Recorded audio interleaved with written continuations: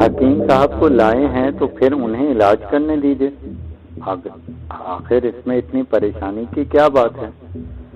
مگر نواب صاحب کو الٹا لٹکائیں گے وہ؟ اب ضرورت ہے تو اس سے انکار تو نہیں کیا جا سکتا۔ ٹھیک ہے، اگر آپ کا حکم ہے تو پھر میں کیا کر سکتا ہوں؟ علی احمد نے کہا، اور حکیم شبن میاں کی ہدایت کے مطابق تیاریاں شروع ہونے لگیں۔ بڑی دلچسپ صورتحال تھی۔ حکیم صاحب یہ سب کچھ کر تو رہے تھے، لیکن جان کی بازی لگ گئی تھی۔ اتنی بڑی ریاست کے نواب کو چھت سے الٹا لٹکانا کوئی عام بات نہیں تھی۔ اگر فائدہ نہ ہوا تو اس کے بعد حکیم صاحب جانتے تھے کہ خود ان کے ساتھ کیا سلوک ہوگا۔ گڑیا کی بات جب بھی مانی تھی، فائدہ تو ہوا تھا، اور فائدہ بھی انہیں حاصل ہوا تھا کہ بارے نیارے ہو گئے تھے، لیکن اتنا بڑا خطرہ کوئی درپیش نہیں آیا تھا۔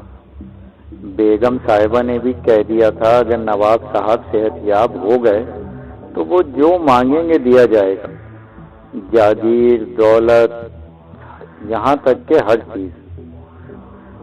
خیر، شبن میاں کو یہ ساری چیزیں دلکش تو محسوس ہوئی تھیں، لیکن بات وہی تھی کہ اب مرتا کیا نہ کرتا، جو کہا تھا وہ کرنا ہی تھا۔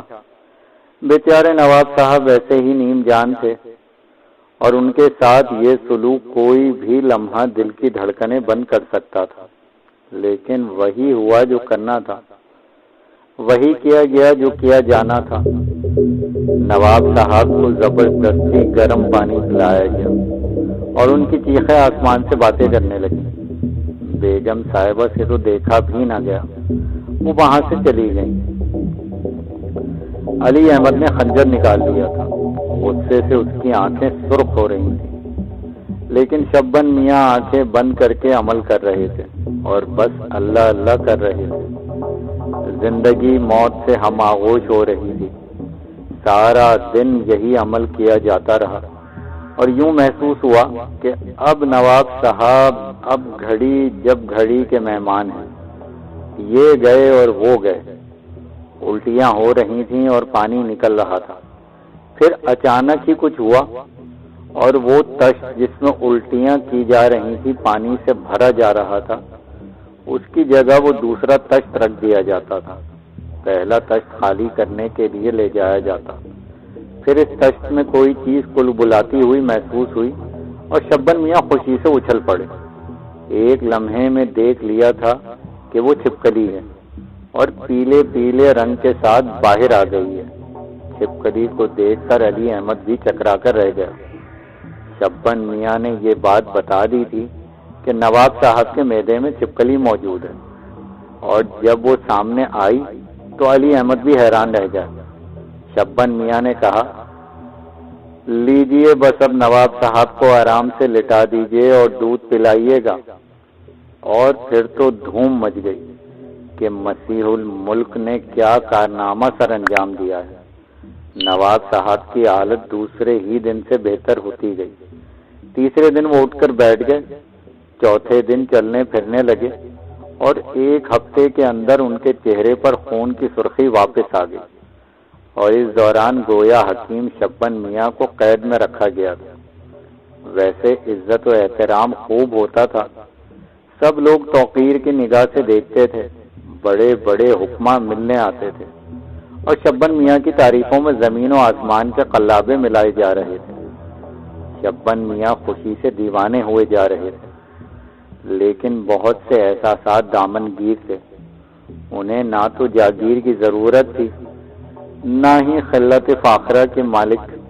وہ دو جہاں نے جان ہی بچا لی۔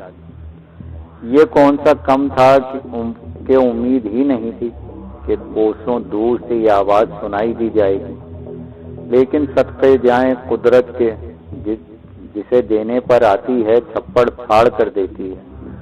حکیم صاحب تو اس دنیا سے چلے گئے تھے، لیکن دکان حکمت ان کے حوالے کر گئے تھے، اور یہ دکان حکمت کیا تھی؟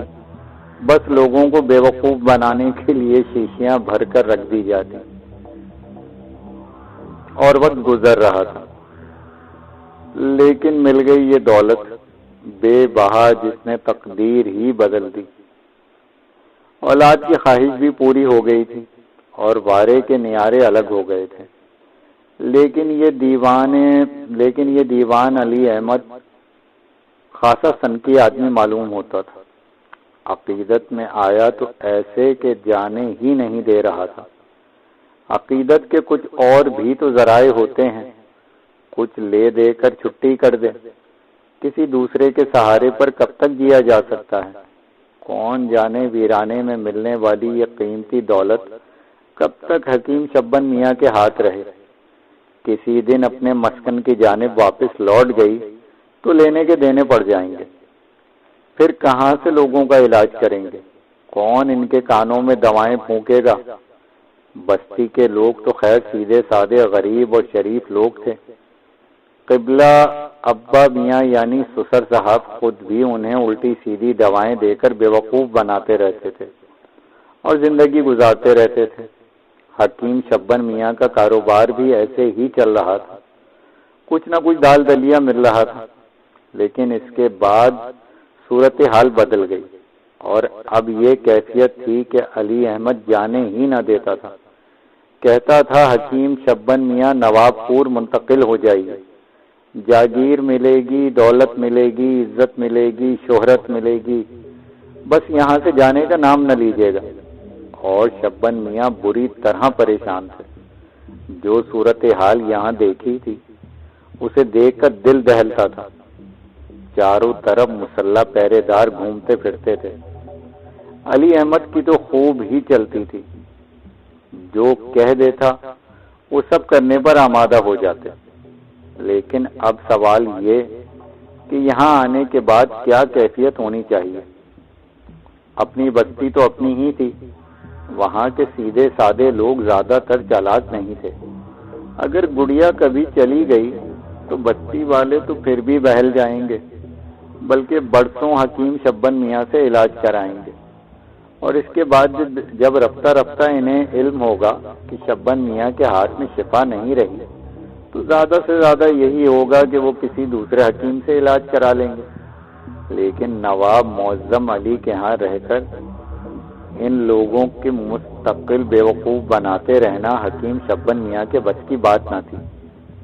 جبکہ گڑیا کا مسئلہ تھا وہ بے شک وفادار تھی، اس نے آج تک کسی موقع پر شبن میاں کو مایوس نہیں کیا تھا، لیکن وہ اتنا ضرور جانتے تھے کہ وہ ان کی اپنی اولاد نہیں ہے، اور کوئی ایسی پراسرار اور مافوق الفطرت سی ہستی ہے جو نہ جانے کہاں سے بھٹک کر ان کے پاس چلی آئی تھی۔ چنانچہ وہ یہ خطرہ مول نہیں لے سکتے تھے۔ پھر ایک دن نواب معظم علی نے انہیں طلب کیا اور کہا، حکیم صاحب قبلہ، آپ کا کیا ارادہ ہے؟ حضور، ہم واپس جانا چاہتے ہیں۔ نہیں، یہ میں نہ ہونے دوں گا۔ آپ نے مجھے نئی زندگی عطا کی ہے، اس کا کچھ تو صلہ مجھے دینا ہوگا، اور پھر کیا کہا جا سکتا ہے کہ کب مجھے آپ کی ضرورت آ جائے۔ حضور، نہ گھوڑا دھور ہے نہ میدان، خادم کی ضرورت جس وقت بھی ہو طلب کیا جا سکتا ہے۔ بھلا حکیم شبن کی یہ مجال کہ معظم علی کی طبیعت ناساز ہو اور وہ نہ پہنچے۔ ہمیں تو ہماری بستی ہی میں رہنے دیا جائے، ہم وہیں خوش ہیں۔ سبحان اللہ، کیا شان ہے!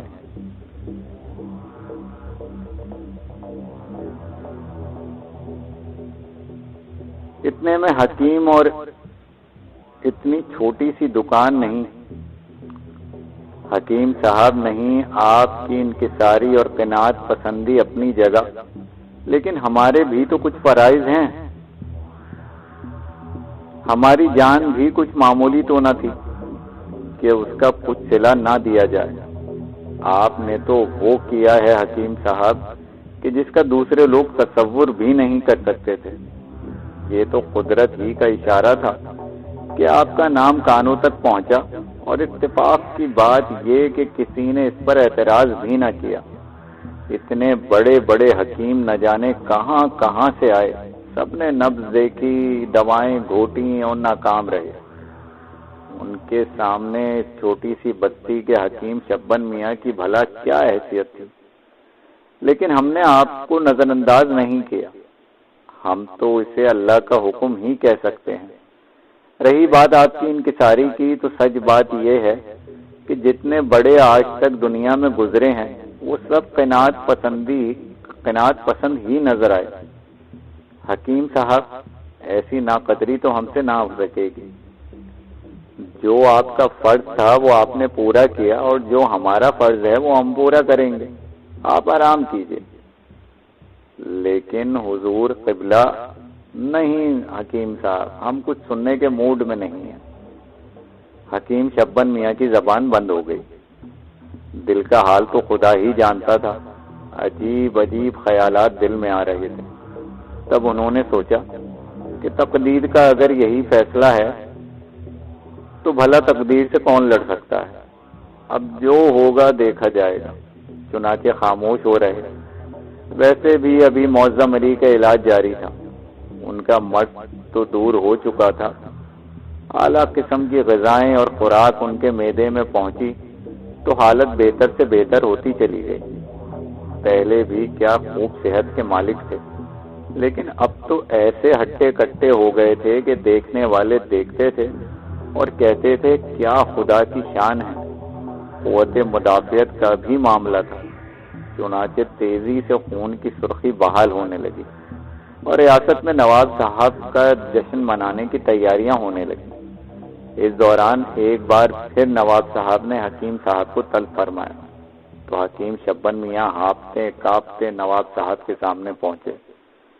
آئیے حکیم صاحب، بڑی ضرورت محسوس کر رہے تھے ہم آپ کی، آئیے تشریف رکھیے، انہوں نے عزت و احترام سے کہا، اور شبن میاں ممنوعیت سے بیٹھ گئے۔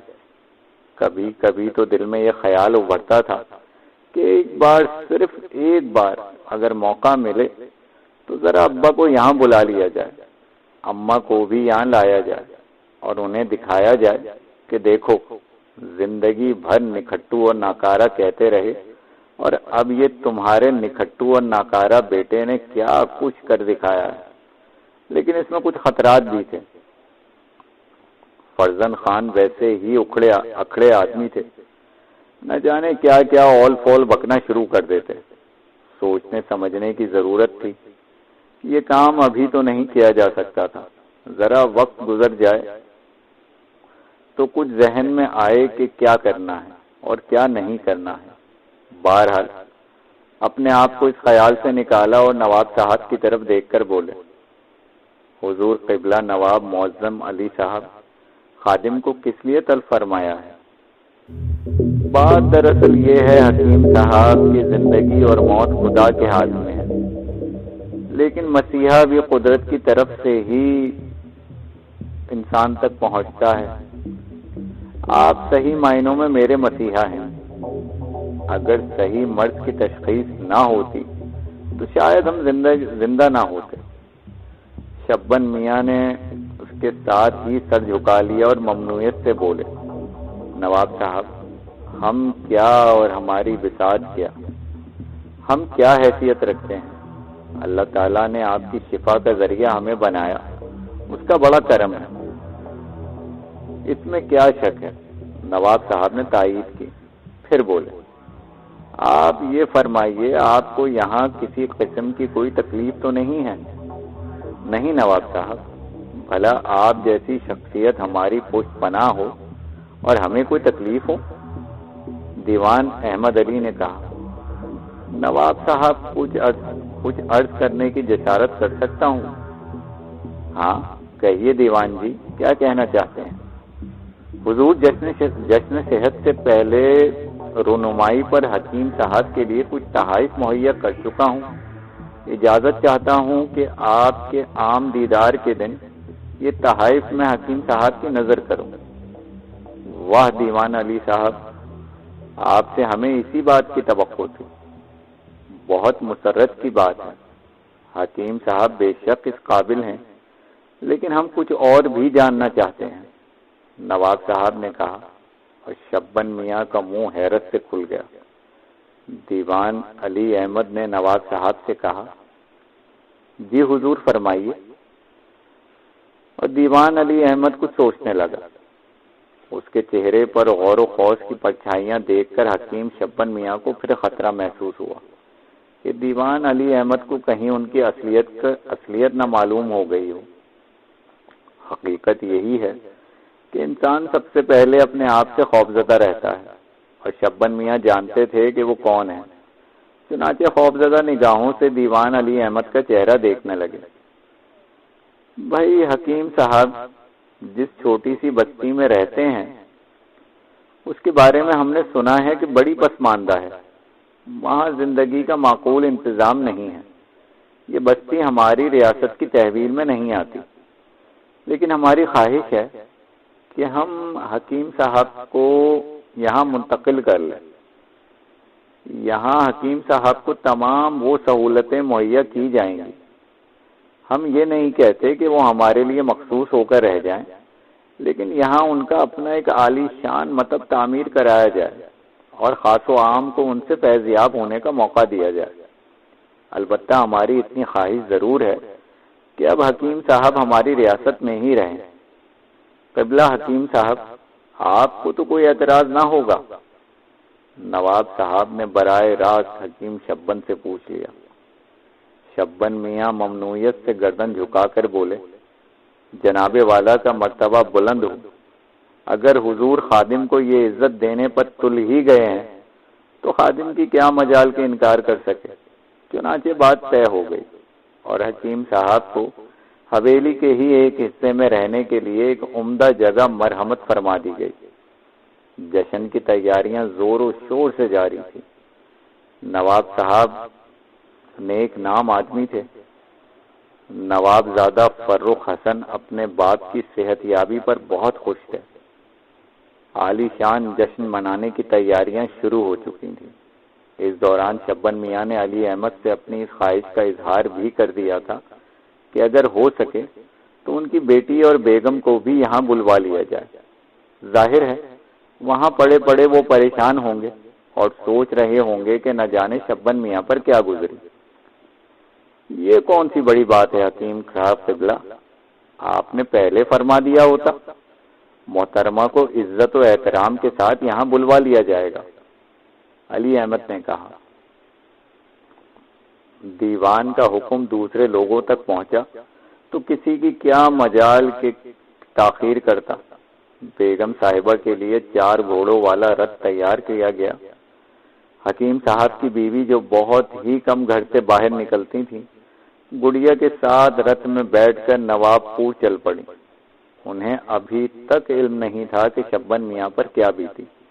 اتنا تو وہ جانتی تھیں کہ شبن میاں نہ حکیم ہیں نہ ہی عطار، بس دکان حکمت چلا رہے ہیں۔ روٹیاں مل رہی تھیں کہ گڑیا مل گئی اور اس نے تقدیر ہی بدل کر رکھ دی۔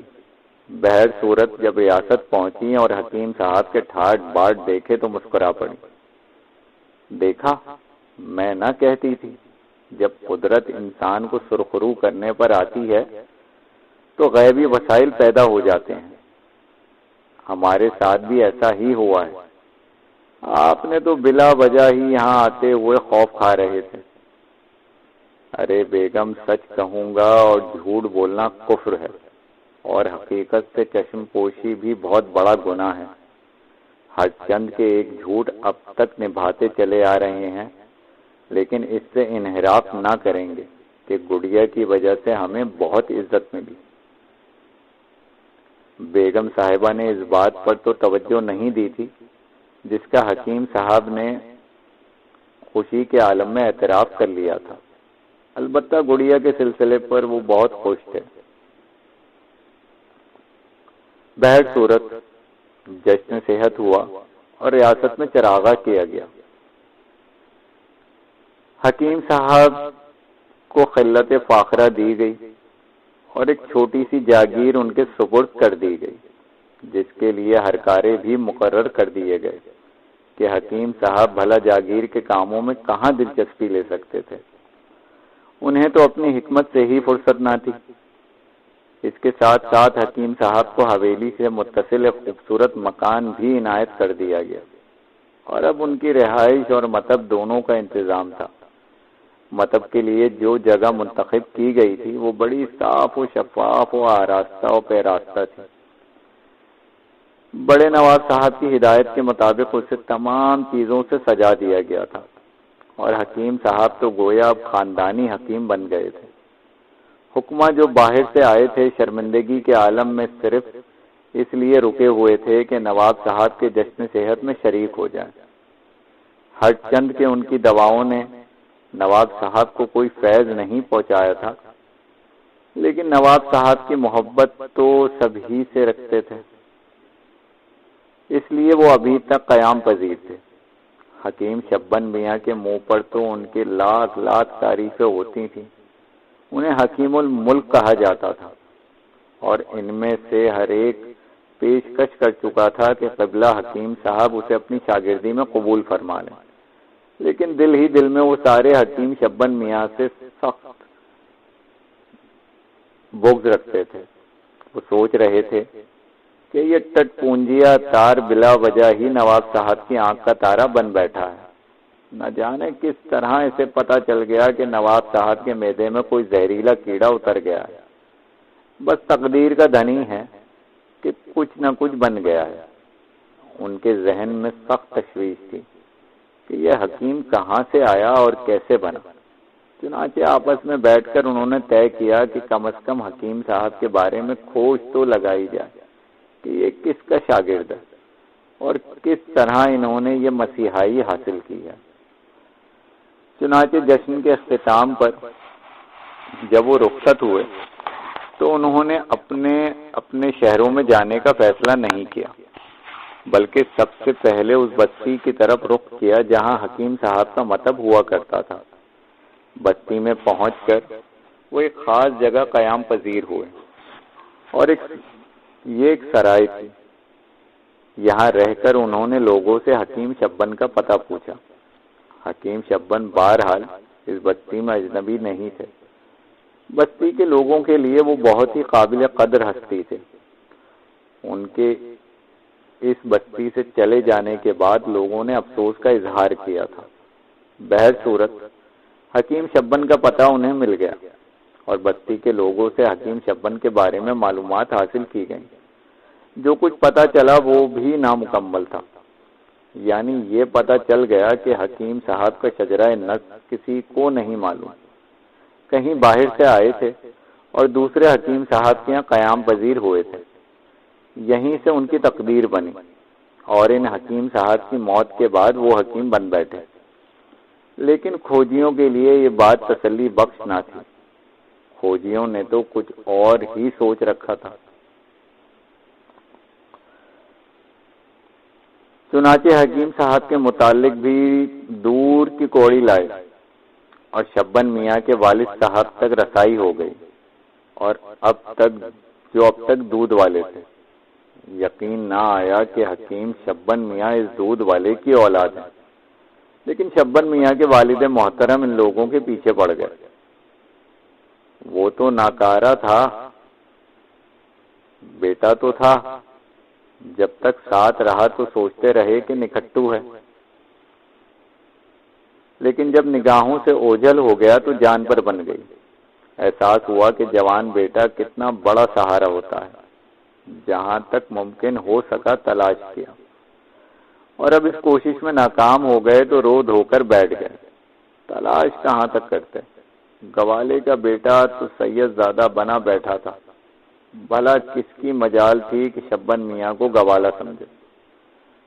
چنانچہ کوئی سوچ بھی نہ سکتا تھا کہ شبن میاں گوالے ہو سکتے ہیں، اور اب جو چند لوگوں نے انہیں پوچھتے ہوئے آئے تو شبن میاں کے والد ان کے قدموں میں گر پڑے۔ خدا کے واسطے اگر تمہیں میرے بیٹے کے بارے میں علم ہے تو بتا دو، کیا ہوا ہے؟ اسے مر کھپ گیا ہے کہیں، یا کسی نے غلام بنا لیا ہے؟ نہیں نہیں، ایسی کوئی بات نہیں ہے، آپ کا بیٹا زندہ ہے اور خوش ہے۔ آنے والوں نے جواب دیا۔ کیا مطلب؟ کیا تم میرے بیٹے کے بارے میں جانتے ہو؟ کہاں ہے وہ؟ کیسا ہے؟ شبن میاں کے والد صاحب نے بے چینی سے پوچھا۔ نہ صرف ہم آپ کے بیٹے کے بارے میں جانتے ہیں بلکہ آپ کو وہاں تک پہنچانے میں آپ کی مدد بھی کر سکتے ہیں۔ روپے پیسے کی بھی فکر نہ کریں، اگر آپ کے بیٹے کے پاس پہنچ گئے تو وارے نیارے ہو جائیں گے آپ کے۔ اللہ کے واسطے یہ تو بتا دو کہ وہ ہے کس حال میں، اس حال میں کہ آپ تصور بھی نہیں کر سکتے۔ نواب پور کے معظم علی کے طبیب خاص ہیں وہ، اور حویلی ہی سے متصل ایک خوبصورت مکان میں رہتے ہیں۔ دولت کی ریل پیل ہے، بیوی بچوں کے ساتھ عیش کر رہے ہیں۔ یہ تم میرے شبن میاں کے بارے میں کہہ رہے ہو؟ جی ہاں، آپ کے شبن میاں اس وقت حکیم شبن میاں ہیں۔ حکیم شبن میاں؟ شبن میاں کے والد نے حیرت سے کہا۔ جی ہاں، نہ صرف حکیم بلکہ حکیم الملک، آنے والوں نے طنزیہ انداز میں کہا۔ نہ بھائی نہ، گوالے کا بیٹا گوالا تو ہو سکتا ہے، حکیم کہاں سے ہو سکتا ہے؟ میاں حکمت کوئی مذاق تھوڑی ہے، سڑک پر پڑی ہوئی کوئی چیز ہے کہ اٹھا کر جیب میں رکھ لی جائے؟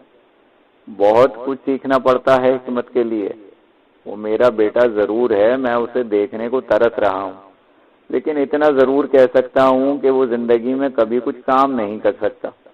ایسا نکھٹو ہے، ایسا ناکارہ ہے کہ ساری زندگی کچھ نہ کر سکا، اب کیا کرے گا؟ اور ایسا آدمی حکمت کا کام کرے؟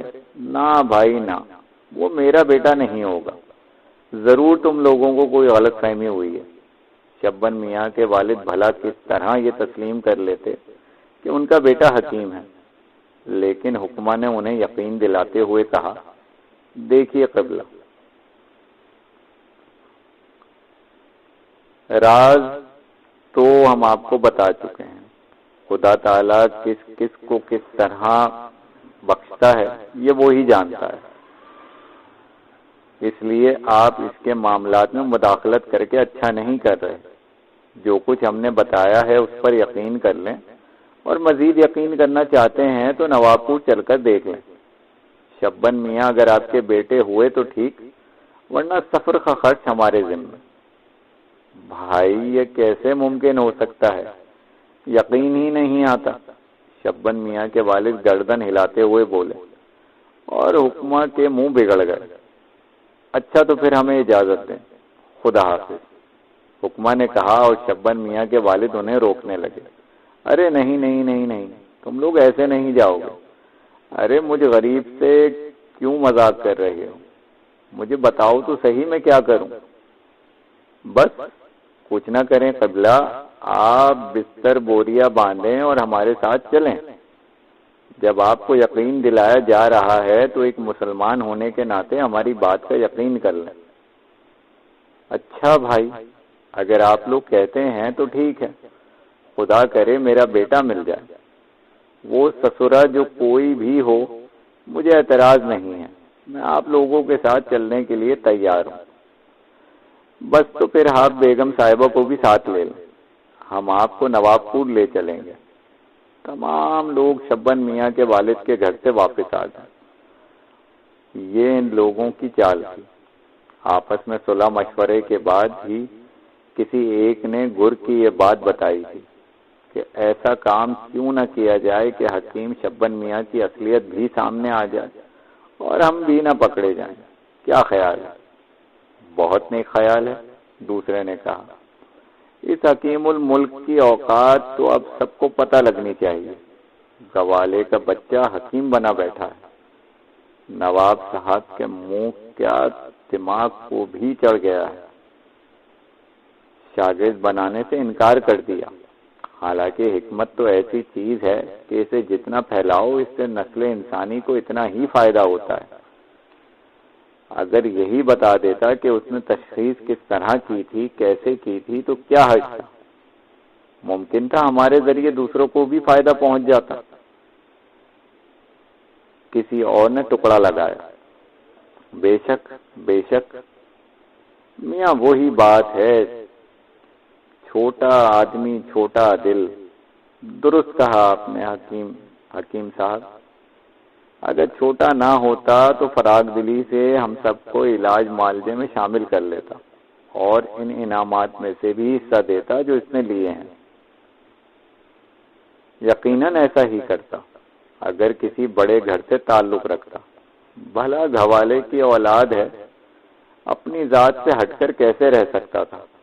حکماں اپنے دل کی بھڑاس نکالتے رہے اور بالآخر مجلس مشاورت میں یہی طے کیا گیا کہ حکیم الملک کو ذلیل کرنے کے لیے ان کے والد صاحب کو ان کے پاس لے جایا جائے، اور پھر یہ تمام لوگ فیروز خان اور ان کی اہلیہ کو نواب پور لے جانے کی تیاریاں کرنے لگے۔